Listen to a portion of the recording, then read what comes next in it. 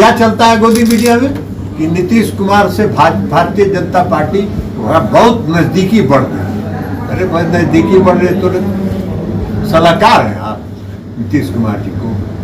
नीतीश कुमार जी 7 जन्म में भारतीय जनता पार्टी की तरफ देखने के लायक भी पार्टी वो नहीं है जिसकी तरफ देखा जाए।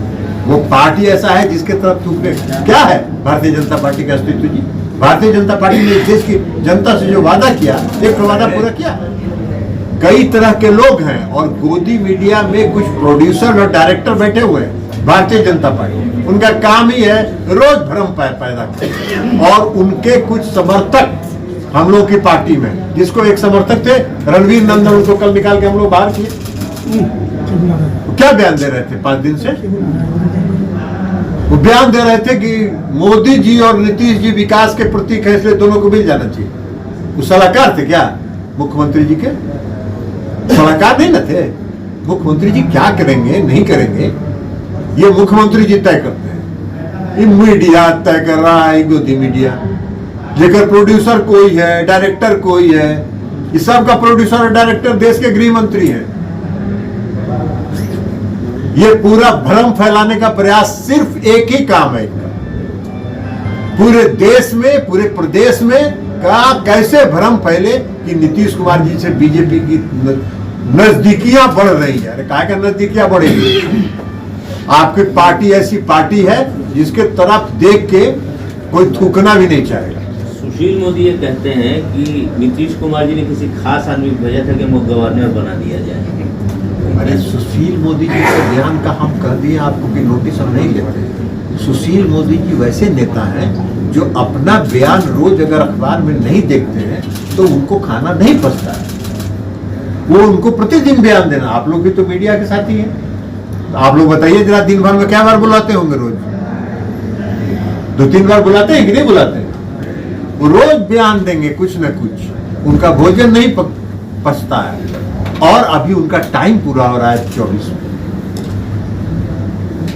उनका टाइम पूरा हो रहा है तो आप बेचारे कुछ बोलेंगे नहीं जब तक, तब तक उनको कहां से कोई चांस मिलेगा। हालांकि हम लोग को लगता नहीं, हम लोग हर समय शुभकामना देते हैं कि आप बन जाइए, बना दे आपको भाजपा वाला, लेकिन लगता नहीं है कि आपको बनाएगा। सीट शेयरिंग को लेकर भी सब कुछ बातचीत, सीट शेयरिंग की बातचीत होगी। जब बातचीत हो जाएगी तो आपको बता दिया जाएगा। लालू जी आपका अगर लालू जी नीतीश जी से मिलेंगे तो इसमें कौन खास खबर है? लालू जी और नीतीश जी महागठबंधन के 2 स्तंभ हैं, तो दोनों स्तंभ हैं तो मिल रहे हैं। इसमें आपको क्या परेशानी हो रही है? कोई परेशानी की बात नहीं है।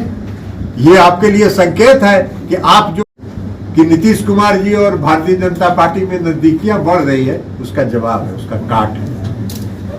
नीतीश कुमार जी महागठबंधन में मजबूती के साथ हैं। नीतीश कुमार जी इस देश में भारतीय जनता पार्टी के खिलाफ जो विपक्ष की एकजुटता है उसके प्रतीक हैं। और देश का वो कि सभी पार्टियों को एक मंच पर लाया उन्होंने। ये उनकी उपलब्धि है और ये उनकी अचीवमेंट है और उसी को लेके वो आगे बढ़ रहे हैं। सबके बयान को गलत ढंग से उसकी प्रोसीडिंग को जो राज्यसभा का प्रोसीडिंग को